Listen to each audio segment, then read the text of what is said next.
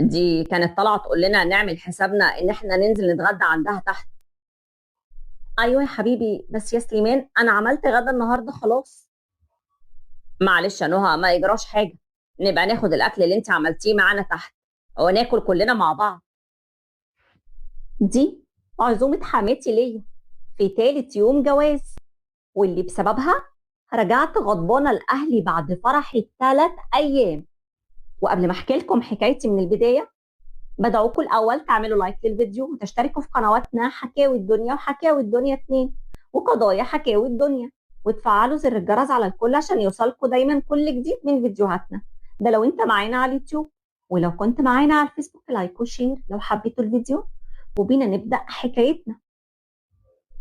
أنا نهى من القاهرة، بس نصيبي بقى إني أرتبط بسليمان اللي كان من الأرياف بس شغال في القاهرة. وعلشان كده لما جت أقدم لبابا كان في اتفاق واضح وصريح ما بين بابا وسليمان، زي ما هنشوف كده بالظبط. طيب وانت بقى يا سليمان يا ابني، ان شاء الله بعد الجواز هتقعدوا فين؟ هتستقروا هنا في القاهرة؟ لا يا عمي، بصراحة هيكون صعب قوي، علشان يعني انا واخواتي واهلي، ده انا حتى شغلي هنقله هناك. ايوه يا ابني، بس كده الوضع هيكون صعب قوي على نهى، مكان مختلف وعادات وتقاليد مختلفة، واللي اعرفه ان هناك بيبقى بيوت عيله وعيشه مشتركه. مش كده ولا انا غلطان؟ ايوه، هو فعلا ده النظام عندنا. بس يا عمي مع نهى ان شاء الله الوضع هيكون مختلف، لان الكل هناك هيبقى عارف انها من المدينه. وبالنسبه يعني العيشه هي هتبقى ليها عيشه منفصله عن العيله، يعني في شقتها فوق لوحدها. والله يا ابني اذا كنت هتكون قد وعدك ده وهتديني كلمه رجاله، يبقى انا ما عنديش اي مانع. بس برضو نسمع رأي عروستنا. ها يا نهى، ايه رأيك يا بنتي؟ اللي حضرتك تشوفه يا بابا. خلاص يبقى على بركة الله يا ولاد. وتمت الخطوبة وجهزت شقتي اللي كنت فاكرة هعيش فيها أجمل سنين عمري، ولأن أنا في مكان وأهله في مكان، فطول فترة الخطوبة ما كانش فيه أي احتكاك أو تدخل قوي، لحد بقى ما اتجوزت وسافرت معاه. وهم يدوبك يومين، يومين اللي قعدتهم في شقتي. وجينا في اليوم الثالث سمعت صوت حماتي وهي بتكلم جوزي، وعلى بال ما لبست وطلعت لقيتها نزلت، فاستغربت قوي. وساعتها قلت لجوزي: ايه ده يا سليمان، هي طنط نزلت؟ ايوه، اصلها كانت طالعه تقول لنا نعمل حسابنا ان احنا ننزل نتغدى معاها تحت النهارده. ايوه بس انا عملت غدا النهارده خلاص. معلش يا حبيبتي، ما يجراش حاجه، نبقى ناخد الاكل اللي انت عملتيه معانا تحت وناكل كلنا مع بعض. حاضر يا حبيبي، ماشي اللي تشوفه. وجهزت فعلا الغدا ونزلت بيه تحت عند حماتي، ولسه يا دوبك يا دوبك بنزل الاطباق من على الصينيه، لقيت حماتي بتزعق وبتقول لي: هاي ده ان شاء الله، هي اللي انت منزلاه ده؟ ابدا يا طنط، ده الغدا، الغدا بتاع النهارده اللي انا كنت مجهزاه فوق، ولما حضرتك عزمتينا قلت مفيش مشكله انزله يعني في وسط الاكل وناكل كلنا. اه، لا، بصي بقى يا ماما، الاكل ده لميه وحطيه في علب في التلاجة وتشيليه، انا مش هاكل منه. واعملي حسابك الاكل اللي فوق ده تاخديه تبعتيه لامك، علشان احنا مش هناكل منه، وعرفيها لما تيجي ما تجيبش حاجة تاني معاها. ايه ده يا طنط؟ ماما مليالي التلاجة علشان انا عروسة، ولما سليمان يبقى ينزل الشغل ان شاء الله يبقى يملى تلاجته براحته هو. الله الله، وايه كمان يا سنيورة؟ ده احنا لسه واضح هنسمع كتير. يا طنط ماما جايبه الاكل ده ليا انا، مش جايباه لحضرتك. وبعدين ماما تجيب او ما تجيبش هي بتجيب لي انا، ايه اللي بيضايق حضرتك؟ بس انا مش فاهمه حاجه. لا والله. ليه يا حبيبتي؟ لو انت مفكره نفسك هتطبخي فوق ولا ايه؟ خلاص يا امي بقى، مش وقته الكلام ده دلوقتي. لا يا حبيب امك، ده وقت ونص، ده أذان إن كل نقط تتحط على الحروف. ثانية واحدة بس يا جماعة عشان أنا مش فاهمة أي حاجة.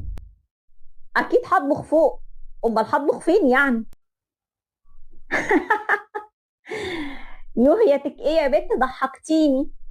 لا يا حبيبتي، انت زيك زي سلفتك، اكلك وشربك هيكون معايا هنا. ما تفكريش نفسك هتولعي بوتاجاز على حله فوق في شقتك وتقفي كده وتطبخي براحتك وتعملي فيها ست بيت.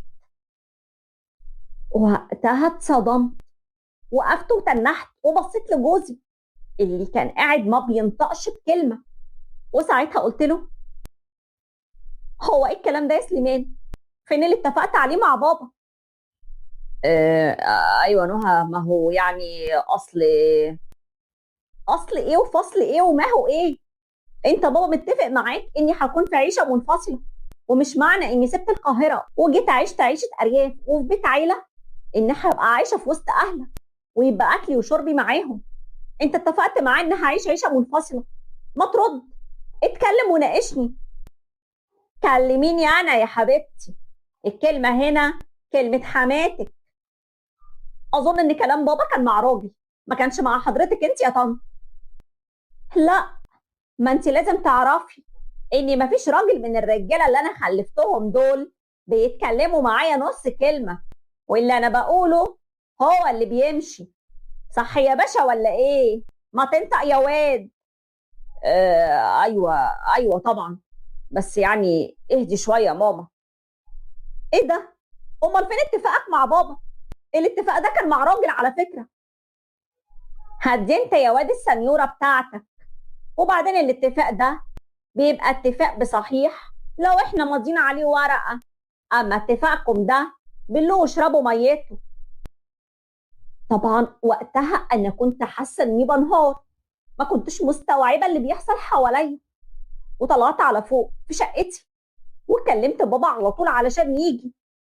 وفعلا بابا جالي على طول وعمل قعده ما بين جوزي وانا وحماتي، وقال لها على الاتفاق اللي حصل ما بينه وما بين جوزي، واني هكون منفصله في عيشه لوحدي. وحصل وقتها اللي هتشوفوه ده. هو احنا يا ابني مش كان في ما بيني وما بينك اتفاق رجاله؟ اه. ايوه عمي، بس اصل امي. وهو انت لسه هتبسبس يا واد؟ بص يا حاج، من الاخر كده هو ده الكلام اللي عندنا. وبنتك مش هتعيش لوحدها، ولا هتاكل ولا هتشرب لوحدها. اه، سلوينا كده زيها زي سلفتها. طيب يا حاجه اسمعيني انت بقى كويس، انا بنتي مش جايه هنا خدامه ليكي. بنتي كبرها تخدم جوزها واولادها لما يبقوا يجوا ان شاء الله، خدمتها ومجهودها في شقتها. بس تعرفي انت استعجلتي قوي قوي.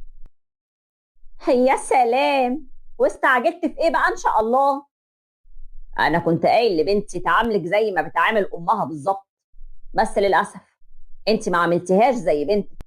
حقيقي كنت موصيها ان اي حاجه تحتاجيها تعملها لك على طول، لكن يا خساره. طيب اهدى بس كده يا عمي، وادينا اهو بنتكلم وبنتفاهم. انا مش هتفاهم يا ابني.